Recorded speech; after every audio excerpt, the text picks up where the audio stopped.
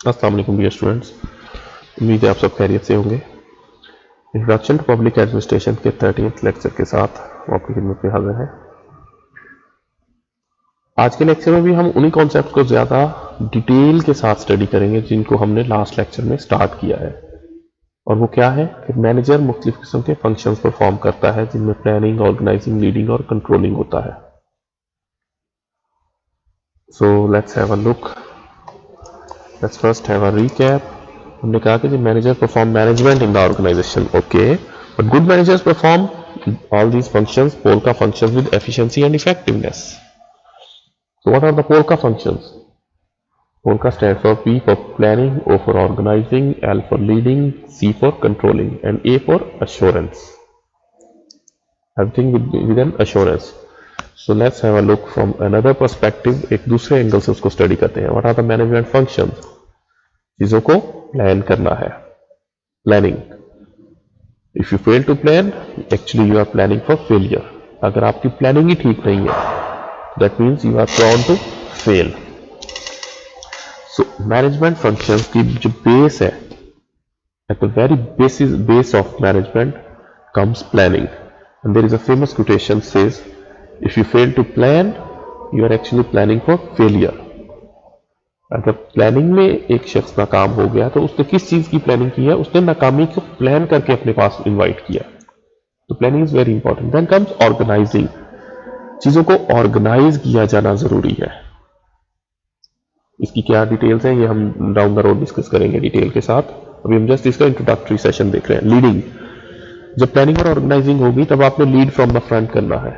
आपने ग्राउंड में उतरना है, आपने ऑफिस में आना है कि आए जनाब काम शुरू करें, अगर कोई इशू है तो मैं यहाँ पे आपकी मदद के लिए मौजूद हूँ. And finally controlling. Controlling phase में हम क्या करते हैं? हम देखते हैं कि जो चीजें हमने जिस तरह प्लान की थी क्या वो उसी तरह एग्जीक्यूट हुई है या उनमें कोई इशू तो नहीं आया. And finally assurance is at the heart of all those four functions. ये चारों फंक्शंस के सेंटर में हमारे पास एश्योरेंस है.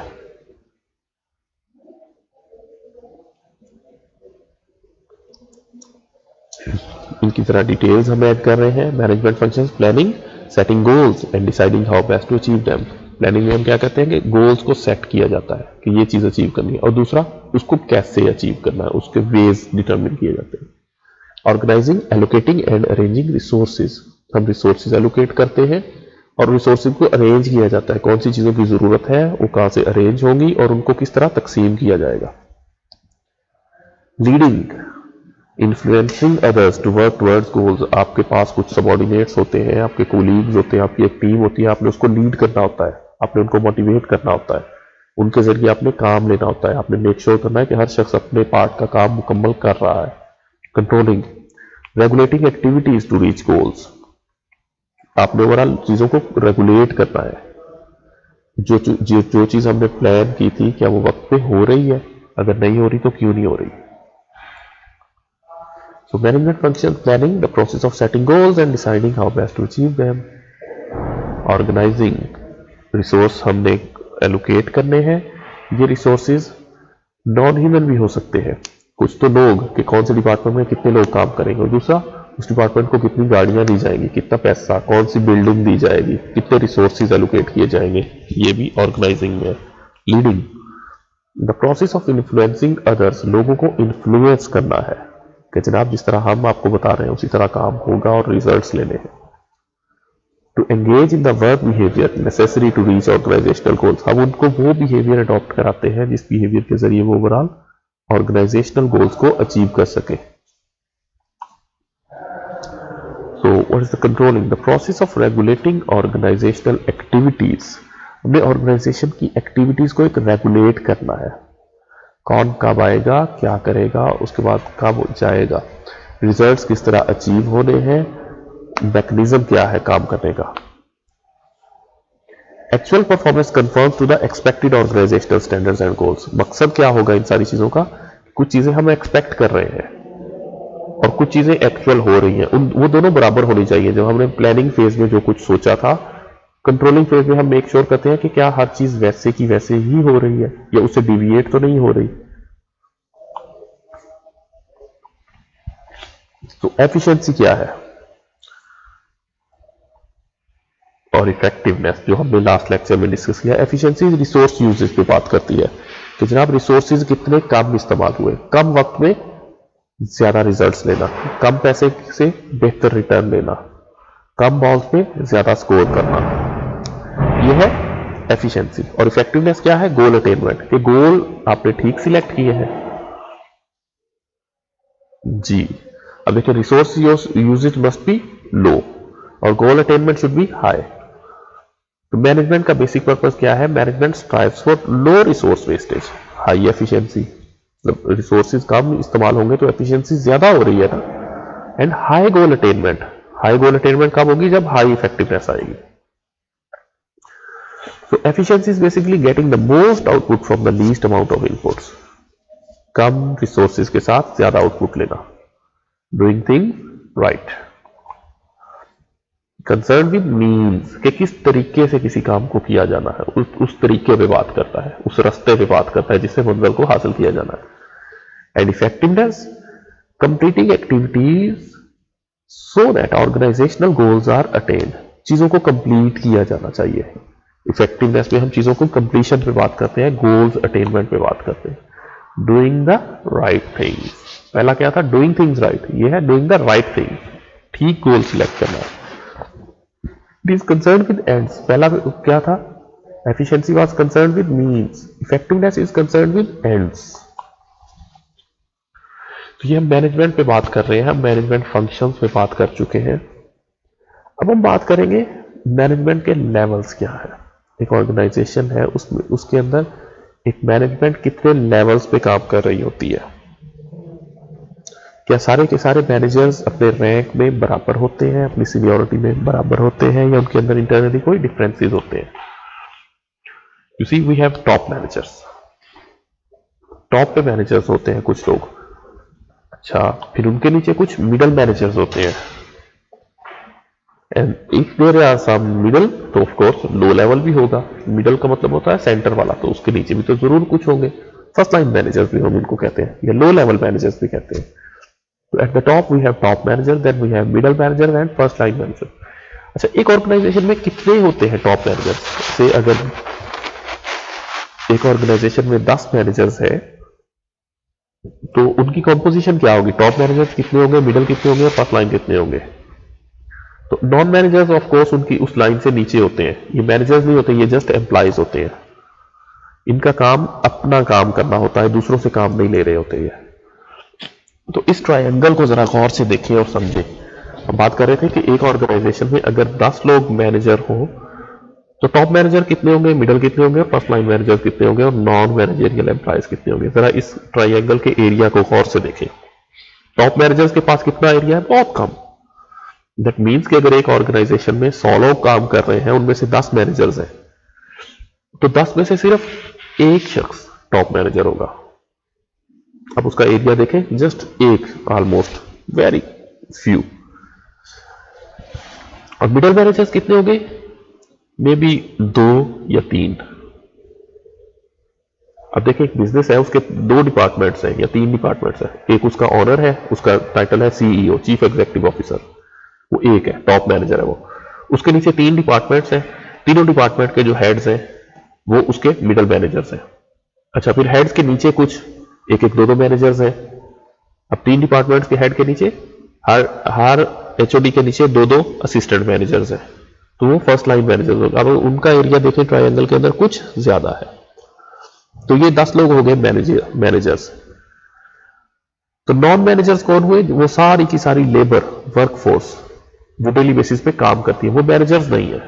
उनका एरिया देखें वो बहुत ज्यादा है। तो इनकी कंपोजिशन बहुत ज्यादा होती है ऑर्गेनाइजेशन में। टॉप मैनेजर्स बिल्कुल कम, मिडिल मैनेजर थोड़े से ज्यादा, और फर्स्ट लाइन मैनेजर उनसे कुछ ज्यादा, और बाकी सारे के सारे नॉन मैनेजर्स होते हैं। अच्छा, अब बात करते हैं, we are heading towards very important topics, skills. एक मैनेजर को काम करने के लिए स्किल चाहिए होती है। अगर टीम का कैप्टन और टीम का आर्म प्लेयर बराबर स्किल रखता हो तो क्या होगा? कोई शख्स उसको कैप्टन नहीं मानेगा। तो मैनेजर के पास डेफिनेटली स्किल्स तो होनी चाहिए, वो स्किलफुल होना चाहिए, वो बाकी लोगों से ज्यादा एक्सपर्ट होना चाहिए अपने काम में, तभी तो उसकी मैनेजरशिप को लोग एक्सेप्ट करेंगे। तो स्किल्स कौन सी होती है? बेसिकली स्किल है क्या? एबिलिटी और proficiency in performing particular task, किसी खास काम को करने के लिए आपकी एबिलिटी, वो बैटिंग हो सकती है, वो बाउलिंग हो सकती है, वो एक ऑफिस चलाना हो सकता है, वो कंप्यूटर ऑपरेट करना हो सकता है, वो पब्लिक एडमिनिस्ट्रेशन हो सकती है, ये स्किल है। लर्न एंड डेवलप्ड, आप इसको सीखते हैं और इसको बेहतर से बेहतर करते रहते हैं। Vary by level in the organisation, ये वेरी नहीं है, VERY नहीं है, ये है VARY, वेरी, जिससे हम कहते हैं variance. So we know skills vary by level in the organisation. आपकी ऑर्गेनाइजेशन के अंदर आपका जो लेवल है, लेवल्स हम ऑलरेडी समझ चुके हैं। What are the 3 levels of management in an organization? Just recall what we have learned in our last slide. कौन से 3 levels हैं? टॉप मैनेजर्स हैं, मिडल मैनेजर्स हैं, and then we have low level managers, इनको हम bottom line managers भी कहते हैं। तो जिस तरह का हमारा साइज उसके अंदर लेवल है, उसी तरह की हमारा स्किल भी होगी। तो स्किल्स बहुत तरह की हैं, टेक्निकल है, एनालिटिकल है, डिसीजन मेकिंग स्किल्स हैं, कंप्यूटर स्किल्स हैं, ह्यूमन रिलेशंस हैं, कम्युनिकेशन एंड कंसेप्चुअल स्किल्स, ये बहुत तरह की है। तो अब हमें कैसे पता चलेगा कि टॉप मैनेजर्स को कौन सी स्किल्स चाहिए? नंबर 1, कौन सी? नंबर 2, कितनी? क्या सारी स्किल्स बहुत ज्यादा चाहिए? तो इस स्लाइड के जरिए आपको ये चीज क्लियर होगी कि किस मैनेजर को कौन सी स्किल कितनी चाहिए। जरा गौर फरमाइएगा। हम कहते हैं जी एक स्किल होती है कंसेप्चुअल, कॉन्सेप्ट, हम कहते हैं ना कॉन्सेप्ट क्लियर है। दैट मीन्स कि चीजों को सोचना और समझना कि दुनिया किस सिमत में मूव कर रही है, हम किस तरह इसके अंदर अपने बिजनेस को फिट रख सकते हैं। यह है कॉन्सेप्चुअल स्किल, सोचने की, लंबी प्लानिंग करने की स्किल। ठीक है। दूसरी है ह्यूमन स्किल। ह्यूमन मतलब लोगों के साथ कंफर्टेबली काम कर लेने की स्किल। आप देखते हैं कुछ लोग दूसरे लोगों के साथ बड़े कंफर्टेबल होते हैं, बड़ी आसानी से दोस्ती बना लेते हैं, घुल मिल जाते हैं। कुछ लोग दूसरे लोगों के साथ कंफर्टेबल नहीं होते, वो कहते हैं जी मैंने टीम के अंदर काम नहीं करना, मुझे अपने हिस्से का काम अलग से दे दे। लेकिन ऑर्गेनाइजेशन के अंदर तो ऐसा नहीं हो सकता, हमें टीम्स के अंदर काम करना होता है, डिपार्टमेंट्स के अंदर रह के काम करना होता है, लोगों के साथ अच्छे ताल्लुकात बनाने होते हैं। तो दूसरी ह्यूमन स्किल्स होती है, जिसको हम इंटरपर्सनल स्किल भी कहते हैं। And then finally come technical skill. अच्छा, अब टेक्निकल स्किल जो है ये थोड़ी सी, इसको हमें बेहतर तौर पे समझना होगा। Technical skill basically it varies from department to department and it also varies from one organisation to other. Technical skill क्या है? वो ऑर्गेनाइजेशन का जो असल काम है, उस काम को करने की सलाहियत। अब ऑर्गेनाइजेशन तो बहुत तरह की है, एक यूनिवर्सिटी भी एक ऑर्गेनाइजेशन है, डिस्ट्रिक्ट अकाउंट्स ऑफिस भी एक ऑर्गेनाइजेशन है, कोका कोला की फैक्ट्री भी एक ऑर्गेनाइजेशन है, राइट? तो KFC, मैकडोनल्ड्स, ये सारे के सारी ऑर्गेनाइजेशन हैं। तो टेक्निकल स्किल्स यूनिवर्सिटी के अंदर क्या होगी? पढ़ाना। ठीक है। KFC के अंदर टेक्निकल स्किल क्या होगी? How well you cook something, right? And district accounts office के अंदर टेक्निकल स्किल क्या होगी? How well you manage your accounts. तो ये टेक्निकल स्किल वेरी करती है हर ऑफिस के, हर ऑर्गेनाइजेशन के हिसाब से। ये 3 तरह की स्किल्स है, राइट? अब हम देखते हैं कि किस मैनेजर को कौन सी स्किल चाहिए। हमने पढ़ा है कि हमारे पास टॉप मैनेजर्स होते हैं, हमारे पास मिडल मैनेजर्स होते हैं, हमारे पास लाइन मैनेजर होते हैं, राइट? अब ये देखिए 3/3 है, 3 × 3।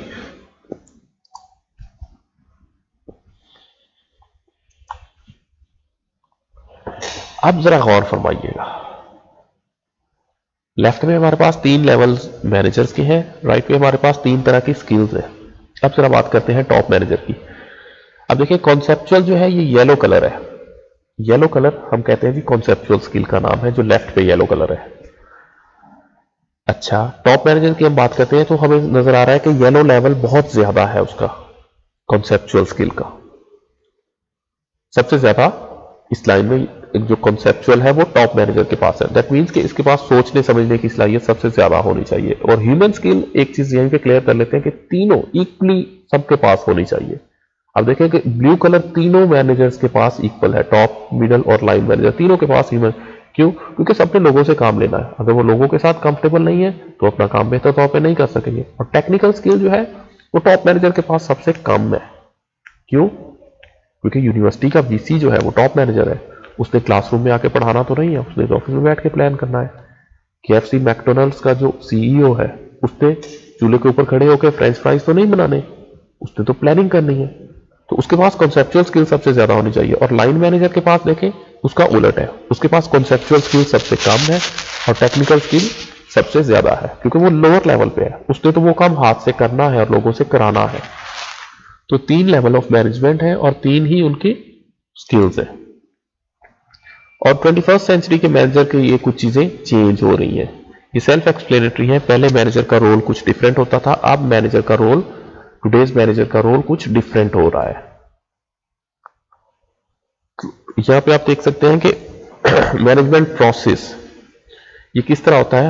हमारे पास स्टार्ट में एक वर्क एजेंडा होता है कि क्या काम होना है, उसके बाद हमारे पास वर्क मेथड्स एंड रोल्स होते हैं कि कौन सा काम किस तरह किया जाएगा। उस काम को करने के लिए हम मैनेजमेंट फंक्शंस परफॉर्म करते हैं, प्लानिंग, ऑर्गेनाइजिंग, लीडिंग और कंट्रोलिंग, और वहां से हमारे पास गोल को हम अचीव करते हैं। What's the summary of our today's lecture? How many main management roles are played by manager? कितने roles हैं? Just quickly ask yourself. कितने roles हैं? Main roles are 3 and total are 10. 3 main roles हैं और हर एक के आगे 3 और 4 है, तो ये टोटल 10 बनते हैं। How many management functions are there? कितने मैनेजमेंट फंक्शंस हैं? 4 planning, organising, leading and controlling. Sometimes हम अश्योरेंस को भी ऐड करते हैं, लेकिन प्राइमरी फंक्शन जो है वो 4 ही है। How many level of management are there? Management के कितने लेवल्स हैं? क्विकली रिकॉल, अभी हमने पढ़ा है, top managers, middle managers and line managers. So we have 3 level of managements. And then how many type of skills are required by managers? Skills कितनी तरह की हैं? Quickly ask yourself, कितनी skills हैं? There are 3 level of skills, right? That's all for our today's lecture. I hope you have enjoyed. Thank you. Allah Hafiz.